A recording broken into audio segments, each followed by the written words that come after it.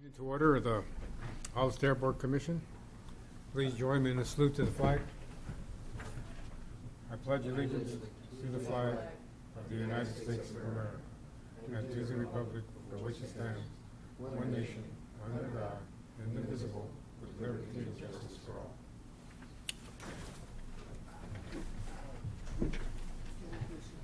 Okay.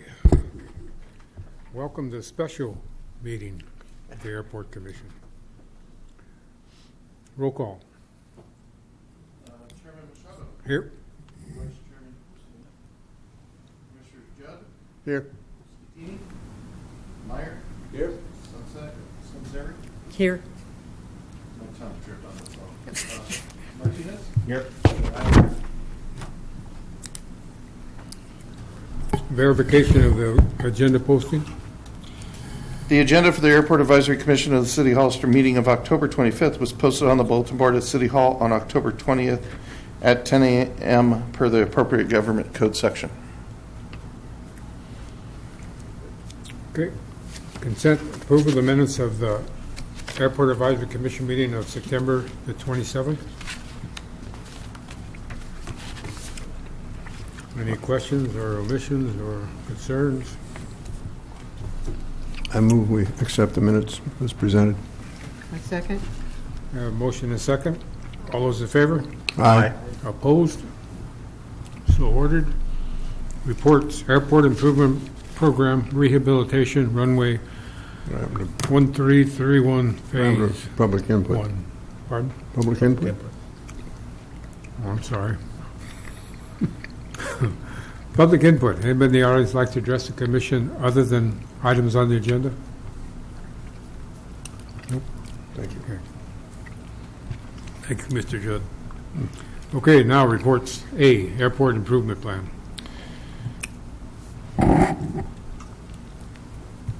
A's the runway. What? B's the plan. A's the runway. You know, I should put on my glasses, huh? I left, no, here they are. I'll be darned. Okay. Airport Improvement Program Rehabilitation Runway. Thank you. I believe yesterday was a deadline for the contractor to respond to a demand. Unfortunately, by the time I made it to City Hall today, the city attorney had left for the day, so I'll be meeting with him tomorrow morning at 10 a.m. to determine whether or not the contractor responded to the demand letter.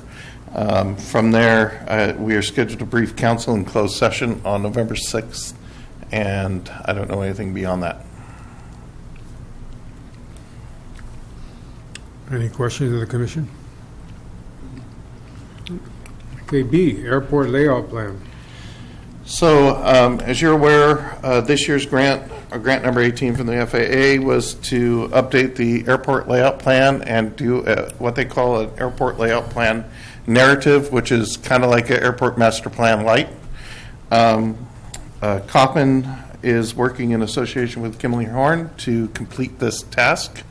We had what percentage draft was it? 80% draft that we had met with you a few weeks.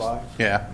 So we received an 80% draft back in July. Commissioner Judd and myself met with Matt for about half a day and put him through the ringer, line by line through the whole thing. And this is about a 99.9% draft here in front of you now. I went through it this weekend. I really did read it this weekend, and it is a very, very high quality product. I'm very pleased with it. So I had one change about the firefighting apparatus that was available at the airport, and I had one graphics change to the divider pages in between each section. That was the only two changes that were suggested. They've already been incorporated.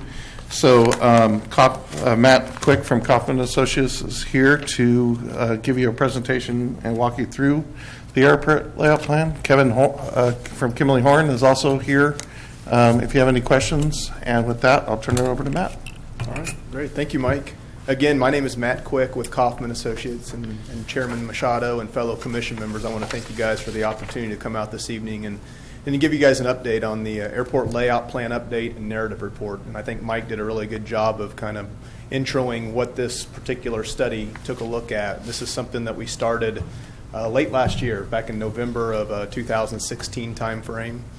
And we went through several different elements per the scope of work, and working alongside Kevin Flynn with Kimley Horn as well and his team. And the product that's before you this evening, like Mike had mentioned, is the final draft or the draft version of the actual narrative report. In the back end of that, there's an airport layout plan drawing set, and that's what's incorporated and included and sent to the FAA for ultimate approval here as we move forward in the coming weeks. But this evening, I just wanted to provide an update on the report, mainly what it consists of, what's included in it, why it's important for the airport to go through one of these. And I'll try to keep this to 10 or 15 minutes. There's a lot of material in there, and hopefully I'll hit on the highlights this evening. But if you guys have any particular questions or have an opportunity to look through it in a little bit more detail, don't hesitate, obviously, to reach out to Mike, and you guys can get in touch with myself as well. But this evening, just again wanting to spend a little bit of time hitting on the highlights of the report itself, and this particular slide just kind of highlights the main bullet points as to what is an airport layout plan update and narrative report. Obviously, some of you are familiar with the airport master plan. I'm sure that was conducted for the Hollister Municipal Airport back in, I think that was completed in the 2005 timeframe, if I'm not mistaken.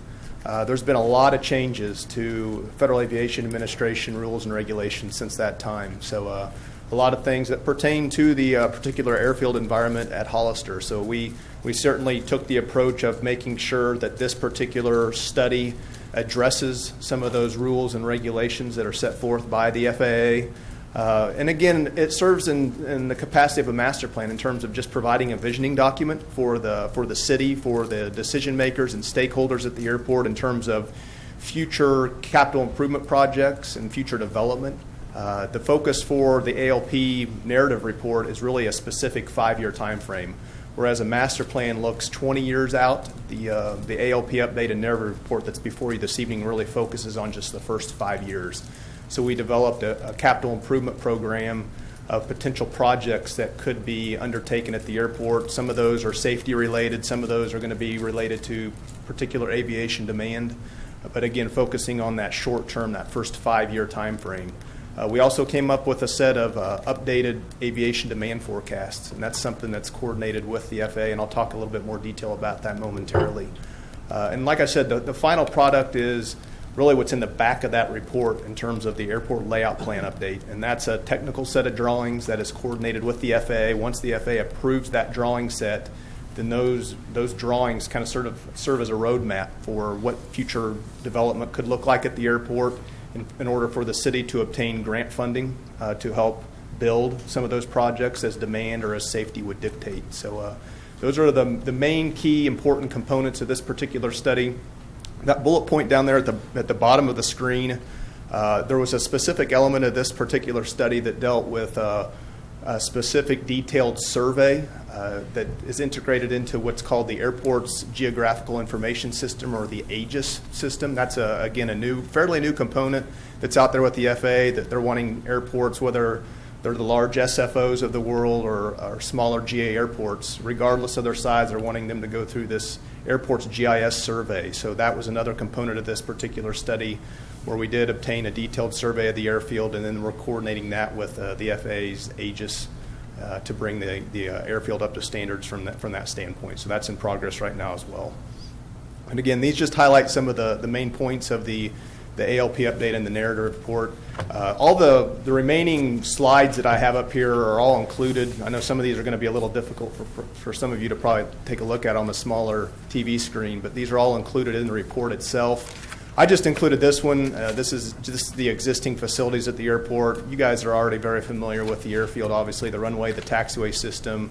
As we talk through and looking through the report, we really break the airport into two specific functions. The air side deals with, obviously, the runway system, the taxiway system, the navigational approach aids, safety design standards. That's kind of lumped as the air side portion of the airport.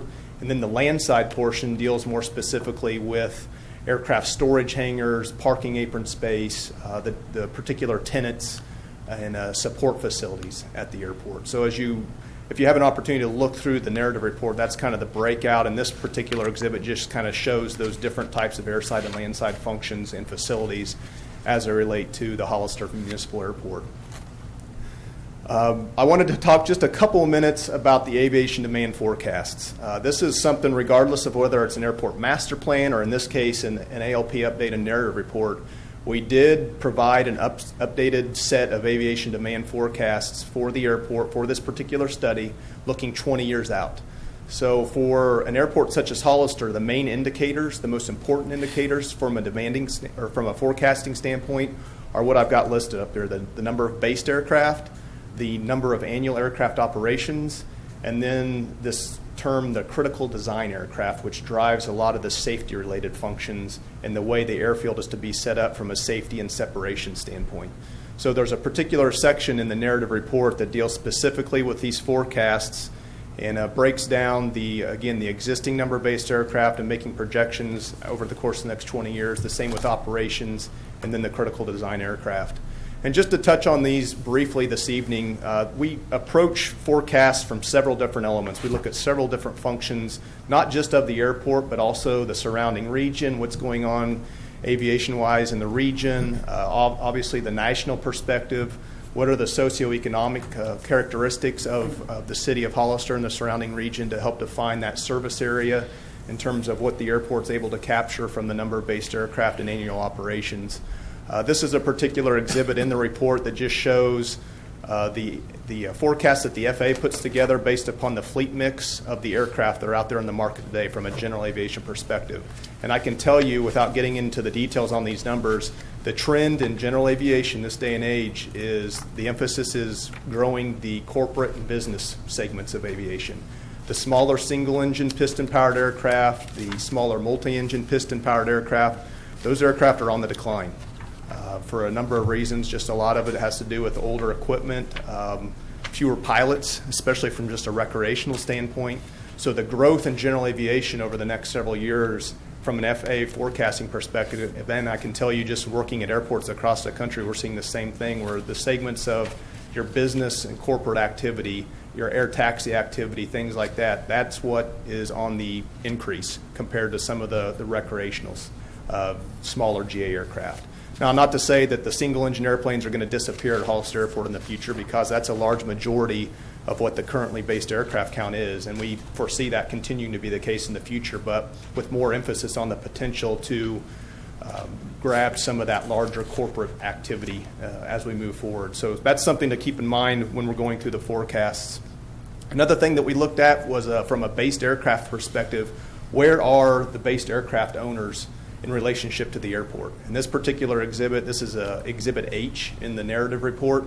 This shows the number of aircraft registrations per, I think we broke this out by zip code.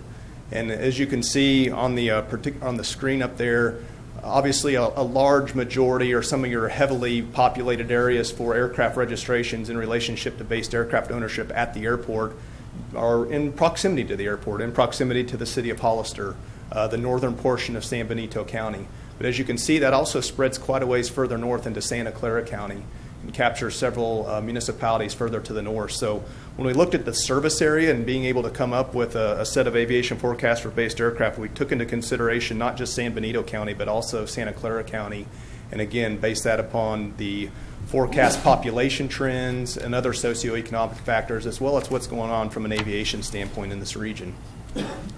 Exhibit J, that's shown here on the screen, this is just a summary, again, without going into great detail, but this shows a summary of those main indicators for forecasting. At the top is the based aircraft, and working with Mike and his staff, they gave us a very detailed count of the number of based aircraft at the airport currently, and that number is 140 based airplanes. And we're forecasting over the next 20 years for that number to potentially grow to upwards of approximately 200 based aircraft. And then we have that broken out, as you can see in the fleet mix, a single-engine, multi-engine, turboprop jet, helicopter, and the other category, which mainly deals with the glider activity at the airport. But you can see the potential growth in those different fleet mix segments of based aircraft, nearing just over 200 through the long-term planning period of this particular study. The same thing for annual operations, although that's a little bit different. We were able to get very specific information from Mike as far as based aircraft goes. From an annual aircraft operations perspective, it wasn't quite so easy because the airport doesn't have an airport traffic control tower to log operational activity. But we do have some formulas that we ran, and we looked at some of the terminal area forecasts that the FAA has come up with and approximated 52,600 operations. That it's probably a pretty good number to base upon for the current year of this particular study. And then we forecast operations over the next 20 years. And with, again, just looking at the different segments of aviation activity, whether it be general aviation, air taxi, military is a component, although it's fairly small here at Hollister. But we could see that the airport could potentially grow to upwards of approximately 76,000 operations through the 20-year planning period of this study. So going from approximately 52,000 operations to 76,000 operations, and then from a based aircraft perspective, going from 140 to 200 based aircraft. So those are the main demand indicators. Those really set the stage for the facility requirements and the development concept that comes later on in this particular study. Another component of the forecast I mentioned a while ago, that critical design aircraft. This is important just because it really sets the parameters for the different design standards and separation standards that the airfield should meet in the future. The FAA terms the critical design aircraft as the most demanding airplane in terms of approach speed as it comes into landing and the wingspan of the aircraft. So that is the most demanding airplane, and it must operate at least 500 times a year at the airport. And an operation is termed one takeoff or one landing. So if you have a jet that comes in to land in the morning and takes off in the afternoon, that would be 2 operations by that particular aircraft. So this particular exhibit just shows a breakdown of the classifications of the different categories. I can tell you that the most demanding or the design aircraft is categorized by a letter at the beginning, the approach category of that aircraft, and then the Roman numeral, would be based upon the wingspan. And you can see at the top half of that, it shows the A, B, C, D, and E for the approach category based upon the speed of the aircraft as it comes into land. And then the airplane design group 1 through 6, and that's based upon the wingspan. Sometimes the tail height, but typically the wingspan is the more demanding feature in that category. This is Exhibit L. This just shows those different aircraft reference code categories based upon, again, the alphanumeric system. Obviously, your smaller single-engine piston airplanes, such as a Bonanza or a Cessna 172, they're going to fall in that A1 category up at the top left. As you move into the larger business jets and even the commercial service wide bodies, that gets on the right-hand side of the screen down there in the C2, D2, C3, D3 categories, and even greater than that. So when looking at the activity that's occurring at the airport today and being able to keep into consideration what's going on in the aviation industry and the potential growth in certain segments in the future, especially as they relate to business and corporate activity, which this airfield is set up well for, we're projecting that the ultimate critical aircraft would fall into that C2 category. That would encapsulate several types of business jets, some of your larger Cessna Citation jets, Challenger jets, things like that. Aircraft that are currently operating at the airport, just not on the basis of 500 annual operations. But again, thinking 20 years down the road, we foresee that prudent planning should capture those type of aircraft as the critical design aircraft.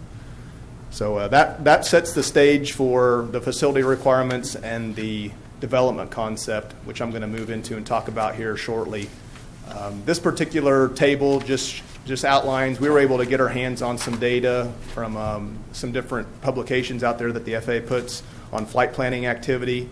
We also got some information from Mike and his staff from the FBO, and just in terms of the types of business jets that operate at the airport. Here are some of the larger business jets that do operate.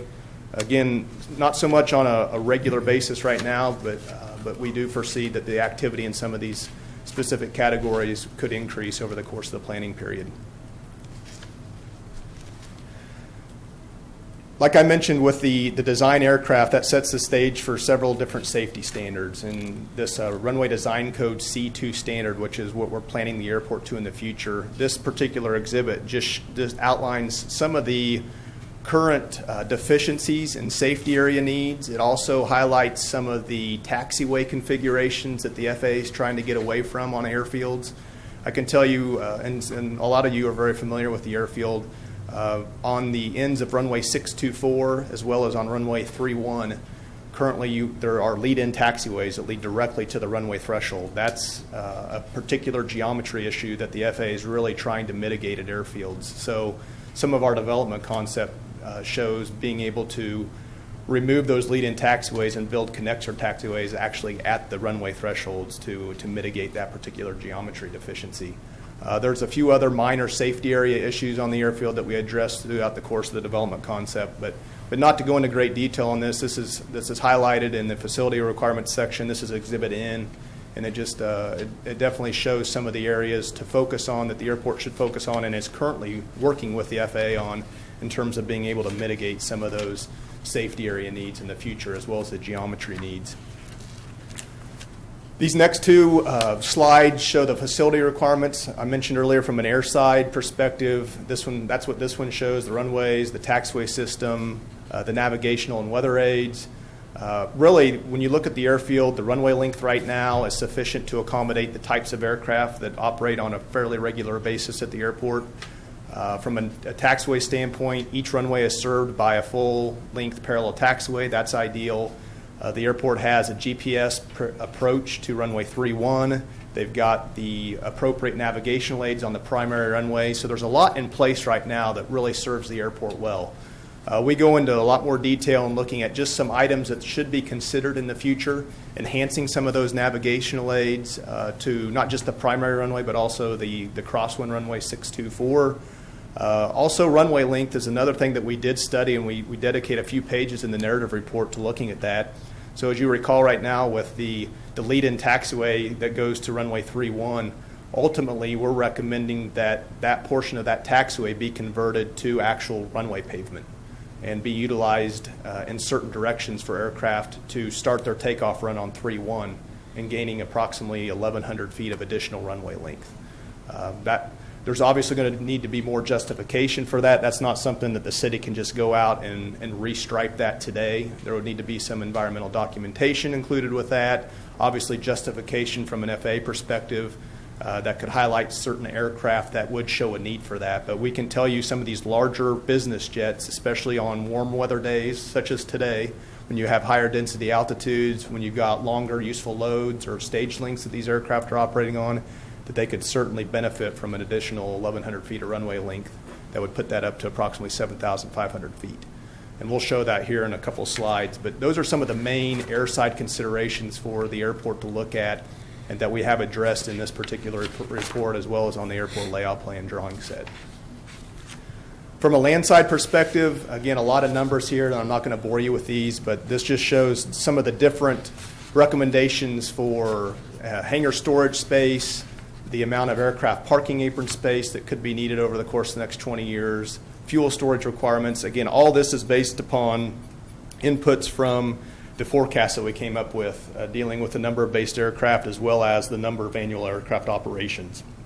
So there are certain areas, obviously, as this airport were to grow and develop, and if they do see the need for approximately 200 based aircraft in the future, obviously there's going to be a need for additional hangar storage space to do that. So some of these landside facility requirements do highlight some of those particular areas that the airport should focus on in the future to be able to accommodate some of those aviation demand segments that we mentioned in the forecast section of the report. And really from this point moving forward gets into the final pieces of the narrative report. This is the development concept. This is Exhibit Q in the report. And this just shows really the ultimate plan of what the airport could look like down the road. And it addresses several different issues. You know, one of the big ones, like I just mentioned, was being able to recapture a portion of that existing pavement that's currently utilized as a lead-in taxiway on runway 1331 and converting that to runway pavement to where aircraft that would be taking off on 31 could actually utilize that for their takeoff role. Keeping the existing threshold where it is, so you would have a displaced landing threshold, so the landing length wouldn't change, but the operational length for takeoff would increase by approximately 1,100 feet, bringing that up to 7,500 feet of usable takeoff length.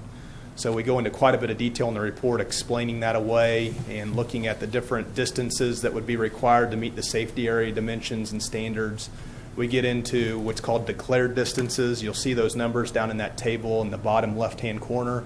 Those are all tied to the airfield being able to meet safety design standards, yet being able to also look at increasing the runway length and utilizing as much runway length as they can while still adhering to FAA safety and design standards. We also take a look at some of those taxiway geometry issues on this development concept. Obviously, I can't point to the screens that you guys are looking at, but like on runway 624 is a good example. Those lead-in taxiways, converting those to just basically closing that, chevroning those taxiways, and then building the 90-degree connectors to the runway 6 and 24 thresholds and doing away with those lead-in taxiways. There's a couple other taxiways on the airfield that could be addressed. The FAA does not like angled taxiway exits like taxiway Delta currently presents. So as you can see, a portion of that taxiway Delta would be realigned 90 degrees to the runway, connecting it to parallel taxiway Alpha. Some other navigational aid considerations. Currently, runway 1331 is provided with precision approach path indicators, a 2-box PAPI.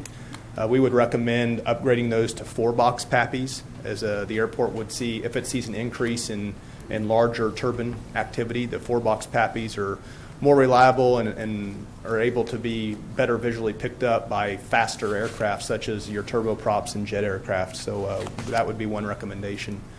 From a landside perspective, we show some generalized layouts of areas on the airport that could accommodate future aviation demand. Obviously, existing airport property, the way it sits today, is able to accommodate quite a bit of demand in the future, especially when you look at the other side of runway 1331. We show a portion of that area dedicated to the potential relocation to CAL FIRE facilities. Again, that's not a new concept. That's something that's been on the current airport layout plan for quite some time.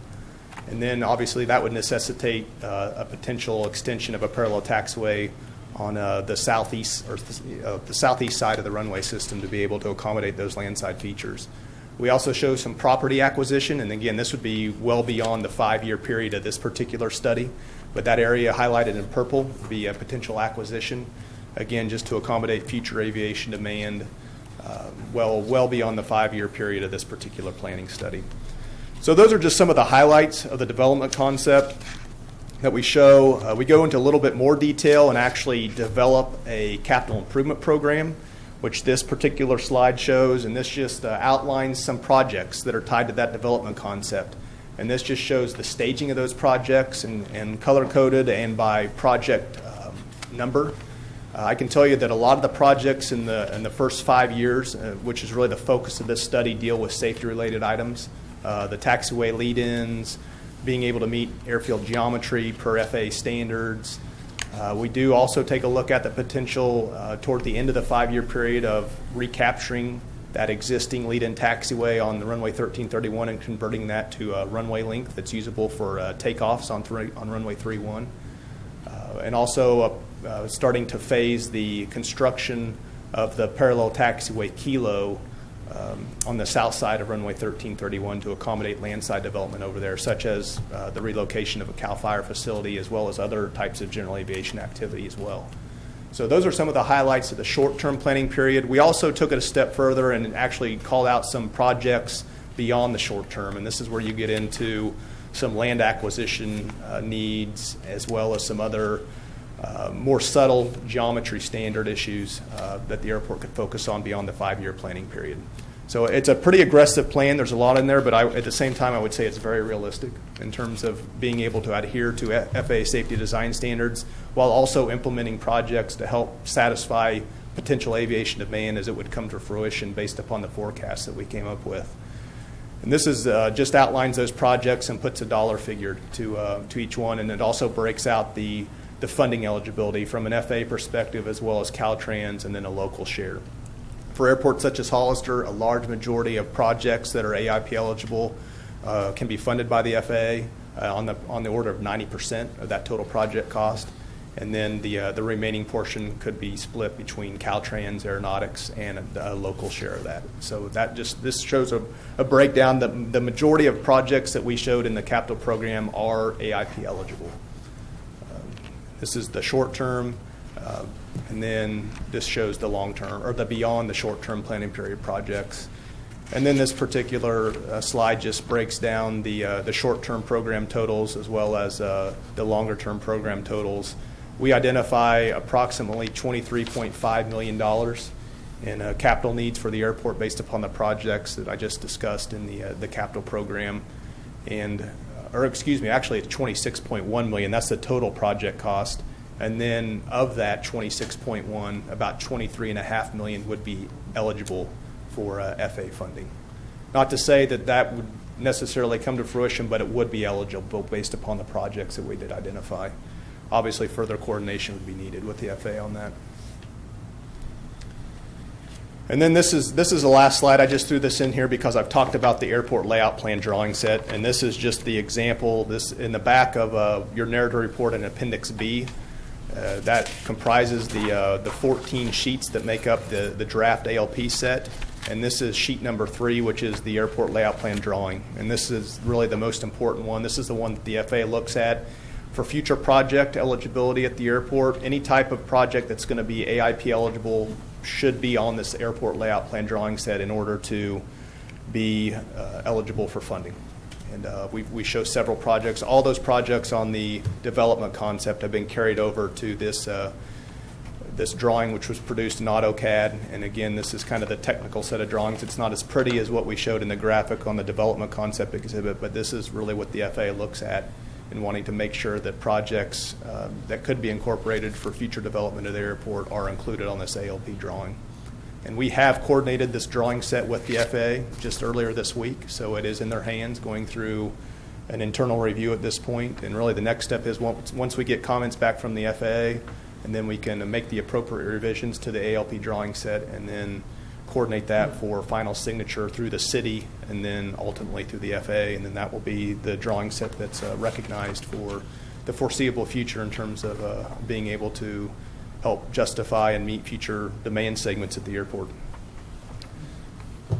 And with that is all I have. I know that's a lot of information, and I probably went a little longer than I wanted to, but tried to condense that down the best I could. So I would be happy to answer any questions that you guys might have, or like I said, if you have an opportunity to spend a little bit more time digesting the report, I know you can coordinate with Mike, and if you do have any questions, I'll be happy to or be available at any point in time as well to help answer those. But at this point in time, I'll open it up to you guys if you have anything. Any particular questions? What, in a 5-year plan, when was the last one done? The last master plan was completed in the 2005 timeframe. And you can probably Yes. speak better to this than I can. And ALP was 2009. Yes. It was done in 9? Well, it was done in 9. They didn't sign it till 12. And that was just an ALP update. That wasn't a master plan or a narrative report. I guess what I was getting at is your 5-year projection or anticipating is, should we come back every 5 years?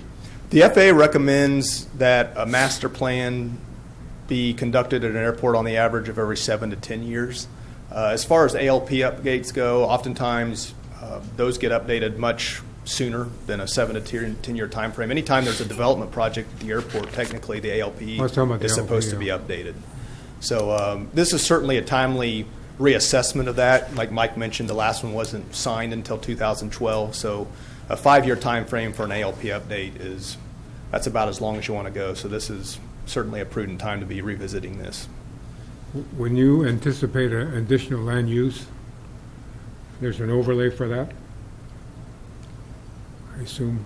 As far as a land use plan goes, No, we anticipate that you mentioned anticipating needed area, additional area. Mhm. It's obviously overlay for that. yeah, that would be beyond the 5-year planning period. My question is further than that, is there any protection for the city, for the airport, to, when you put an overlay on somebody's private property, the value of that property goes up? I think he means is, are you asking that if any of these actions cloud the title?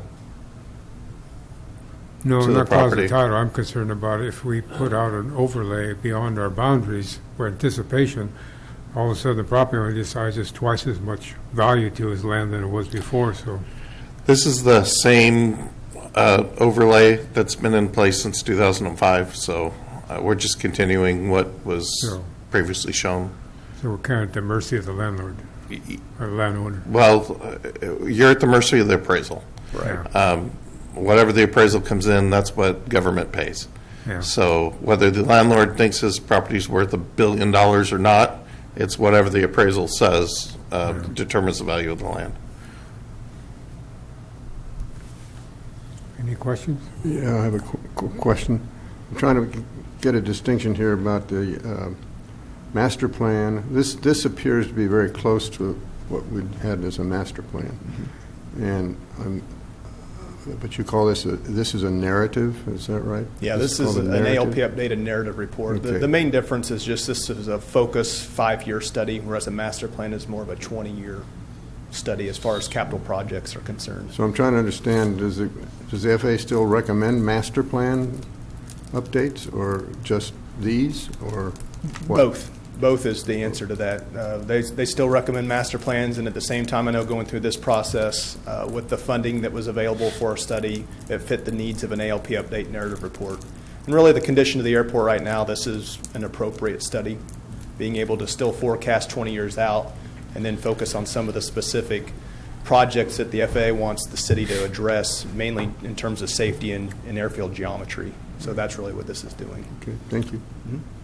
Michael, I think it may be more directed to you than to the presentation, but does this information that we're being provided crucial in the negotiations with CAL FIRE? No. No, okay. Those negotiations all took place close to 10 years ago.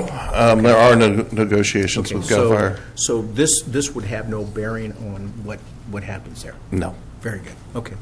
Thank you. You have a question, Mr. Chairman? A project in there could, but Okay. the document itself, no. Okay. Thank you. Yeah, the 1,150 feet on the south end of runway 301, did your study show they had to take down a building for visual clearance for runway 624? No. You have the speaker on? Yeah, I got it on. Did you follow my question? So are you talking about keeping that, if you would basically enlarge that runway visibility zone, I think is what you're talking about, if you extend the runway to the south and the need to take down any buildings? We do not show a need to have to remove No. any buildings on the airfield to make that happen. Well, that's the reason I think it's called the displaced threshold, right? Relocated. The And the displaced reason- landing threshold is what Yeah, and the reason that they displaced that, I understand, was because of the furthest north building that was blocking visual. to runway I think 624. that Is that true? has been proven by multiple consultants at this park to be incorrect information. CH2M Hill told us that's not true. Kimley Horn has told us that's not true. Coppin's telling us that's not true. I believe it was relocated for the runway safety zone. Yeah, The I think that's- RPZ. Yeah, Okay. more The runway related to protection that zone. in relationship to the highway. Oh, It's Yeah, not the same. it really didn't have anything to do with the building on the corner. Oh, okay. And that's where this proposed extension that we're showing, and then these declared distances that I mentioned, everything comes into play to where you can extend that runway with existing pavement, but not have to relocate anything. The road's going to stay where it's at. The facilities beyond the other side of the road are going to stay where they're at. That's where those declared distances come into play, to where you don't affect the adjacent land side, which can get very expensive and oftentimes can kill a project such as a runway extension, just given the fact that it would certainly cause issues and problems with safety areas tied to the runway system as it would extend further to the south. But in this particular case, the way we set that up was to be able to maximize that pavement, but yet not have to relocate any landside facilities beyond the airport property line. Can you, I don't know if I should ask the question. In your perusing other airports and your profession and your other jobs, where do we stand in general to other airports? Are we in good shape, bad shape, or overall not bad? You put me on the spot here, but no, I'll honestly answer this question. You guys are in a very good position from a facility standpoint. I mean, you've got right now your primary runway is over 6,300 feet long. You've got a parallel taxiway system. You've got appropriate navigational aids. You've got solid landside facilities with a large aircraft parking apron. A lot of that existing infrastructure is in place to be able to serve not just the existing demand segments that operate at the airport, but you certainly have opened yourself up to be able to accommodate several different types of aviation segments that really aren't occurring at the airport on a large scale right now. So yeah, I would say, especially with your recent runway reconstruct and things like that, that it's in very good condition compared to what we see at other places. Thank you. Any other questions? So, Yes, ma'am. questions that we put to you, Mike, will they then go to, if necessary, go to the consultants, and then we will get feedback on that That is at correct. the next meeting? Well, you'll probably get it quicker than that, but I Oh, can give you a okay. recap to everybody at the next meeting. Okay. Thank you. So I have a question. With regard to the instrument approaches, we have a GPS approach, as you mentioned. There seems to be no indication of ever having anything else than what we have today. And I've for 20 years been looking for a precision approach, and nothing seems to be projected. And why would that be? It's a good question you bring up. As far as approaches today go, a lot of the land-based approaches, such as an instrument landing system or an ILS approach, you're talking about precision approaches. That would be one type. The FAA is just not implementing land-based navigational aids anymore, especially along the lines of an ILS. Typically with an ILS comes an approach lighting system, such as a Mauser. When you look at the previous airport layout plan drawing, you do see a Mauser on the ends of the primary runway. I can tell you, just given the fact that those land-based navigational aids are going away, and the Mausers are much harder to come by with equipment, that and another factor too is the emphasis that the FAA is putting on those trapezoidal areas off the ends of the runways, the runway protection zones. And you've got two highways on either side of runway 1331. And in order to accommodate those runway protection zones, any type of enhanced instrument approach is going to enlarge that RPZ. And before that RPZ would be enlarged, the FAA is going to want to see those public use roadways taken out of those RPZs. So you're just talking about a very expensive endeavor to be able to relocate roads outside of those ultimate RPZs that would be much larger than what they are today. And given the weather conditions here, again, a large majority of the time it's VFR.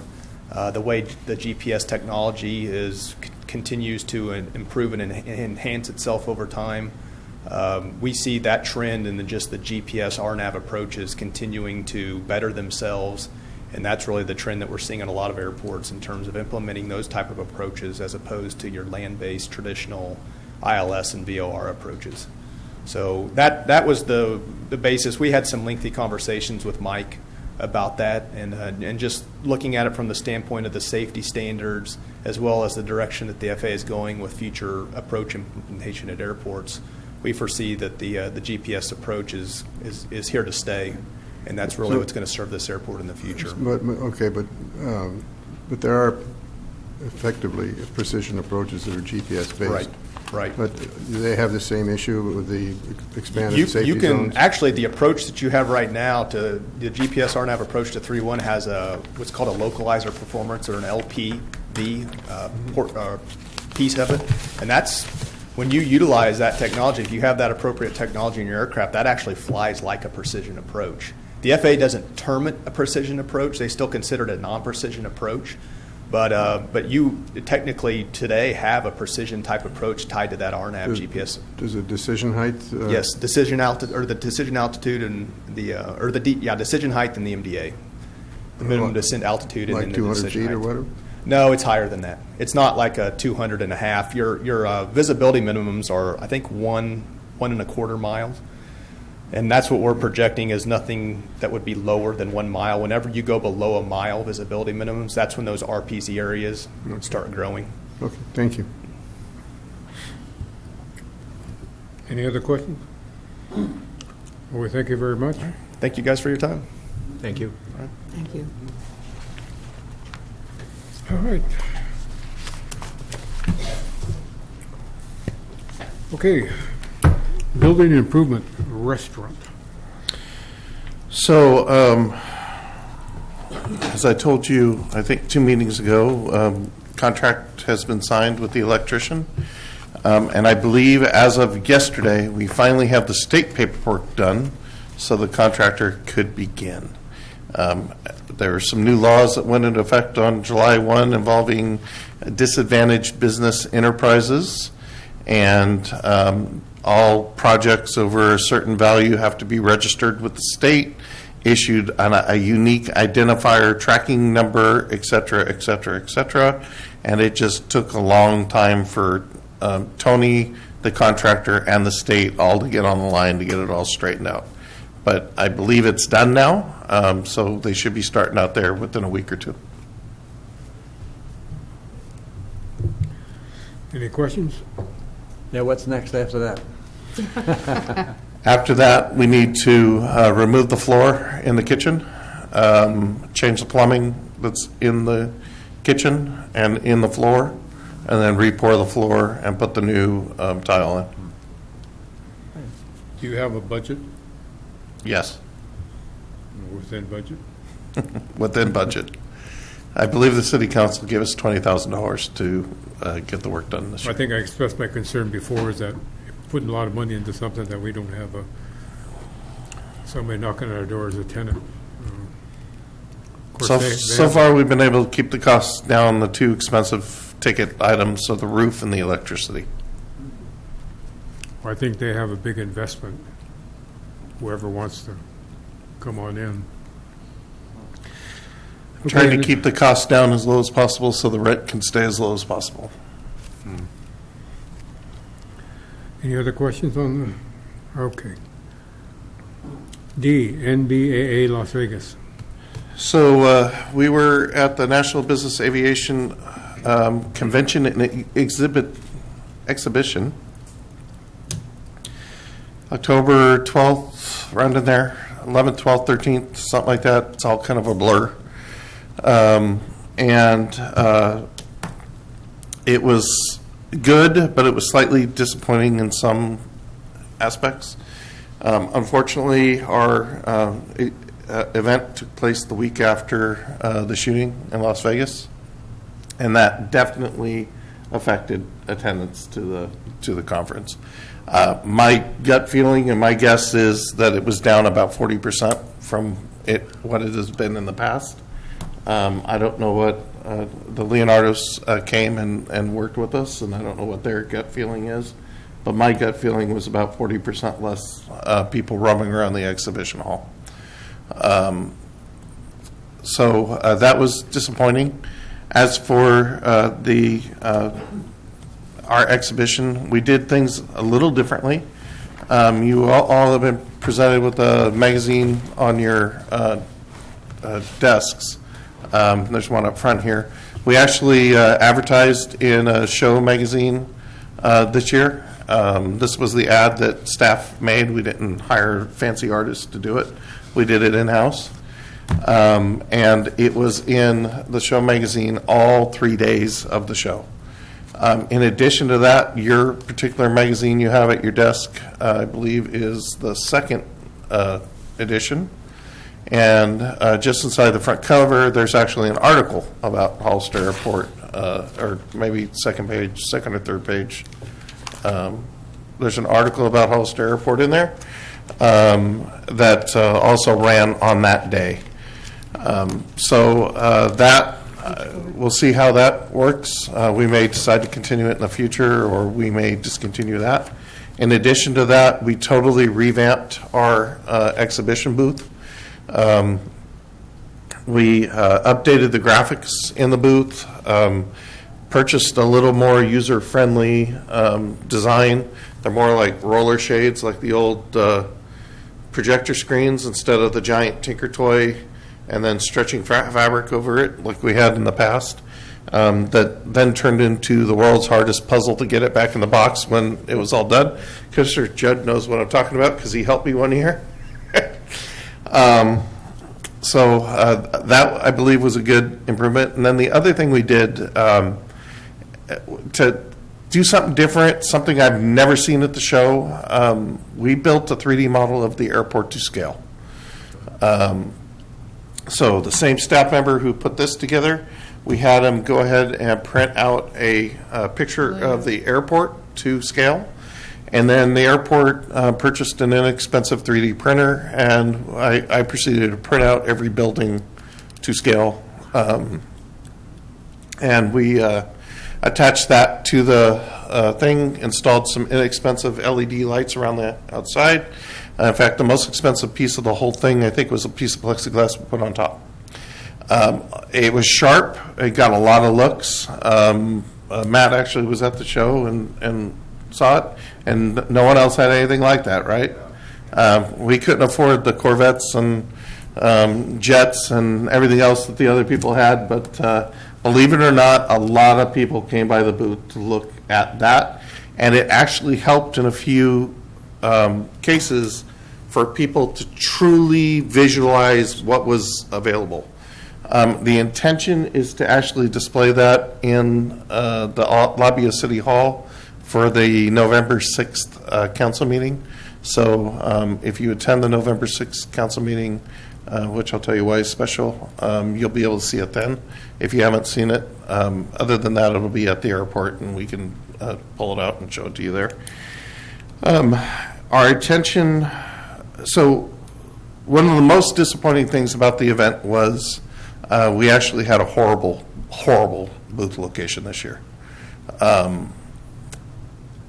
We were behind a column, and there was no way for people to see us or get to us from the main aisle without walking through AOPA's booth.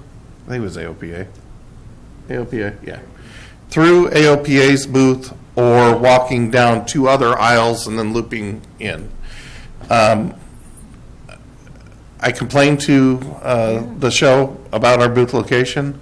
About 5 hours later, they came to the booth to show on the map that the column was shown. I think they added them in that 5 hours, personally, but I can't prove that. And to see the column, you had to zoom all the way in on where the column was, and it was in the lightest gray color that they could put on there. So we had discussions, and I said, gee, that's something that should probably be solid black and real pronounced on that white background so that people can see where that is. So the reason why we wound up behind that column is the way our budget works is we go for budget in July. July 1, budget's approved. We have the money. So on July 2, Tony and I are picking the booth space for a conference that's in 2 months. Meanwhile, everybody's signing up for booth space right now for next year. Mm-hmm. So it's our intention, it's not ideal, but at least it's 7 months earlier. After the report on the 6th, on the 19th, we'll be taking, so on the 6th of November, we're going to provide a report to council about the MBA event. On the 6th, or on the 19th of November, it's my intention to come back with a supplemental appropriation for $20,000 so that we can go ahead and book next year's booth space ahead of time, so we can improve our booth location. And I may actually delegate that to somebody else because I haven't had much luck doing it, but we'll get this figured out. So assuming the supplemental appropriation goes through in early December, we'll be booking our space for the next location. More and more airports are at the event. If we're going to be in this business, this is the market. Business aviation is where it is. This is the business aviation event. So we need to participate in this and continue to participate. And as our consultant with KION channel, I don't know what channel it is, sorry. I think it's channel 5 on my TV. But with them, it's not so much as someone's going to see this ad and come to Hollister and say, I saw your ad in this magazine and that's why I'm here. It's seeing it in different places builds a muscle memory in the brain so that when somebody does need to go do something at an airport, they say, you know what? Hollister. And that's what we're trying to do. That's why we're varying the marketing message across the medium. In addition to that, we did the electric geofence with the mobile device like we have in the past, where anybody using a mobile device within a specific area starts getting ads about our airport. I don't have a final report on how that went, but we drew the fence around the convention and Henderson Airport where aviation people were. So if anybody was using their phone, there were ads popping up for the airport on that device. And they were directing them to our new website. We revamped our Hollister.airport.org website. This is it on the screen, and I need to grab the right mouse. It's a little quicker to load. And then this is our latest section, is how we help with businesses. And if you click on real estate opportunities, it takes you to this page. And what you get is an interactive map which shows the parcels that are actually available.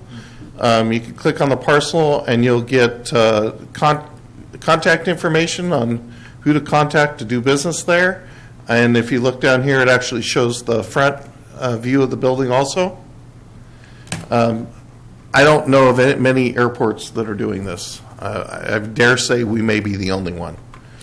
So we are in the process of contacting these other property owners to see if they want to participate in marketing their property this way. All in all, I think we made some great steps this year on improving this. We had 2 or 3 pretty serious conversations with people that are looking for a place to do business. So time will tell how those develop. That's not something that happens like snap decision. Are there any questions? We have a new logo? Yes, we did away with the P-51 and went with a business jet for the business market. I think it looks a little more professional. Native American. Huh? Native American. Native American? Okay. The arrow. It's supposed to show motion that we're come to Hollister. You like my humor, huh? Okay, moving right along. Any other questions? Where's the next location of the show? Orlando. Orlando? Okay. So, we're on old business trailer parking. Nothing to report. Aircraft waste oil. Nothing to report. Carroll Ford. Nothing to report. Flagpole. I can report on that. I unloaded it off the truck yesterday, actually. Not yesterday, day before yesterday. So all the parts are in for the flagpole. I know staff was looking at how to get it installed as recently as this afternoon. So they could be pouring concrete for it this week. They got to get the base set and all that. And then we ought to be able to get the flagpole up and the flag on it, hopefully by the end of next week. The lighting system will take a little while longer because it's a little more involved. But we do have all the parts in stock, and that is their next task, is to do that. In addition to that, because you're all aware, we didn't just put a flagpole out there. This is an entire project for Memorial. I actually have some sheets on the table if no one's seen it. Behind that picture, concept drawing of it, there are 6 sheets of paper that are actually somewhat to scale that are going to show what's proposed, the proposed information for each panel that we're going to have made to put on the columns depicting the history of the airport during World War II. That has met the local review expert, reviewed it for grammar and spelling and military jargon, I guess, correctness. And we've made the appropriate changes so it complies with their thoughts. And it's actually been shipped off to the son of one of the pilots of the squadron that we're highlighting as our feature. He actually wrote a book about his father's exploits in World War II and that squadron's exploits as they went through the entire war. And he has graciously offered to assist us in reviewing it. And so it is with him. I expect to hear back from him in the next couple of weeks. And he's really doing us a solid by doing that. He is quite excited about this project. Any other questions? New business. AIP Airport Improvement Program. So if you turn to page 79 of your new ALP narrative,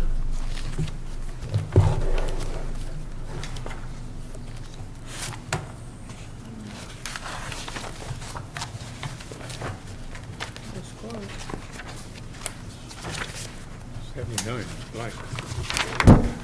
I've got a blank page. Me too. really? Yeah. Yeah. A lot of these. Well. Pictures. Well, you make your own copy. What do you got for 78? A whole bunch of text? Well, gee. Hang You on. sure it's the blank page isn't after 79? Oh, 78, and then it goes to 80.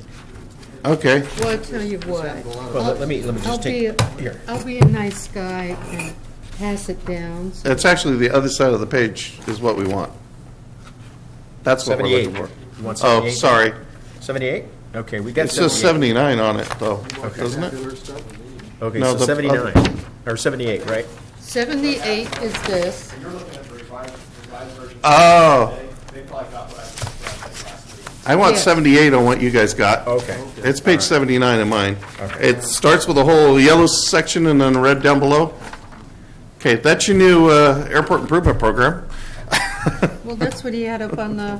It is. Yeah. Viewer earlier. Yes, and it is correct in conversations with the FAA.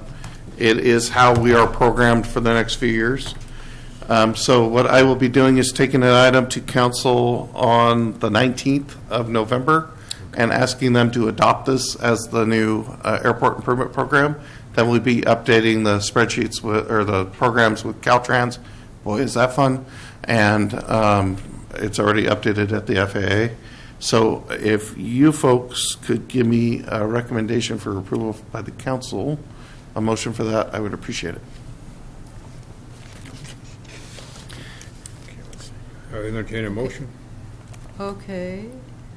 I make a motion, what you would term this as Exhibit R in the capital improvement in the airport layout plan update? Perfect. Okay.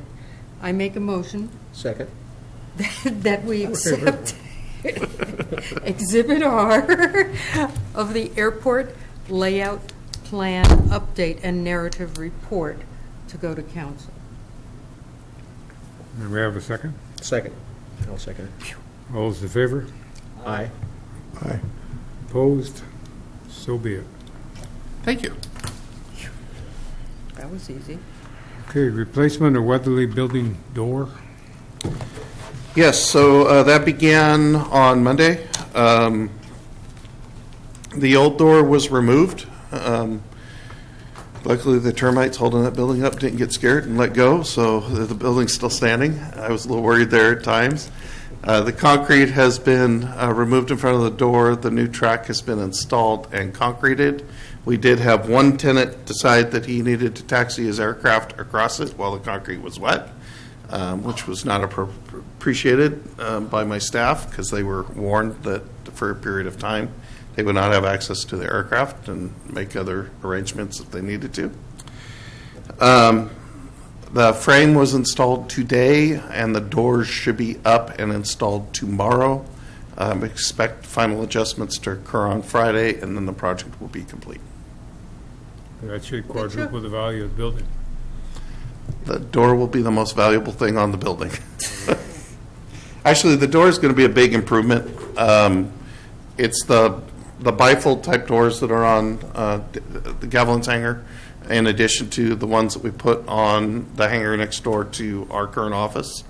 And they allow light through them, so that ought to really help in there because that was kind of a dark place with all the big, heavy wooden doors and everything, if they didn't have them open all the way. Any questions? Okay. No meeting in November? November 25th is... Thanksgiving. The day before? That's not the right day. Thanksgiving is, That should say November 22nd. I was going to say, because the 23rd is Thanksgiving. Yeah, which is the day before Turkey Day. So amended to 22. Yes, amended to 22. We're going to cancel that meeting, and then the next meeting would occur on December 27th. We're going to cancel that meeting also, and the intention is to hold a meeting on December 13th at this location at our standard time. It will be a special meeting because it's a non-standard day, but it will be at this location at 6 o'clock, and that will suffice for the Turkey Christmas meeting. So the next meeting will be December the 13th? That is correct.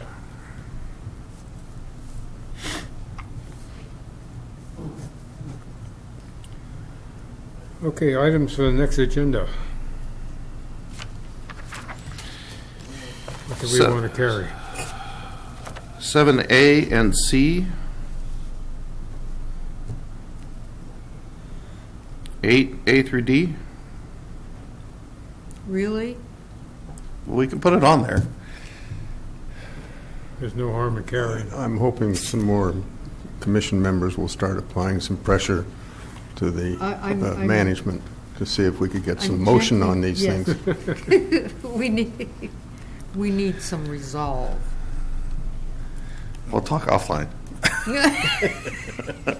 You were given an extra month. This, It's become an extra year yep, in some of this. It's only an extra 2 weeks. extra month to the year. Any other items? Any new items? I'll add a few, depending on how things go with council. I'll report back on some stuff. And you do suggest we go to the 6/20 meetings in November? The November 6th and November 20th council meetings? Yes, the 19th. Yeah, or, Oh, I'm sorry, it is the 20th. Very 20th, good. yeah. I Sorry. was close. I swear the calendar at the airport said the 19th. I need to check the year on that calendar. The 6th is going to be a long meeting. The MBA report will not be until the end. There is one item on the consent that's got missed, and it's the AWAS computer. Come at 10 o'clock or something? Yeah. Well, there are cannabis issues on the meeting ahead of us, so I can't tell you what time it'll go. Understood. So, but any support would be appreciated, yes. All right. We have, is there anything else? No? And now, we declared December the 13th as the next meeting. Entertain a motion to adjourn? I move we adjourn. Have a motion. That was quick. I second the A motion. motion to second. All those in favor? Aye. Opposed? So be it. Okay.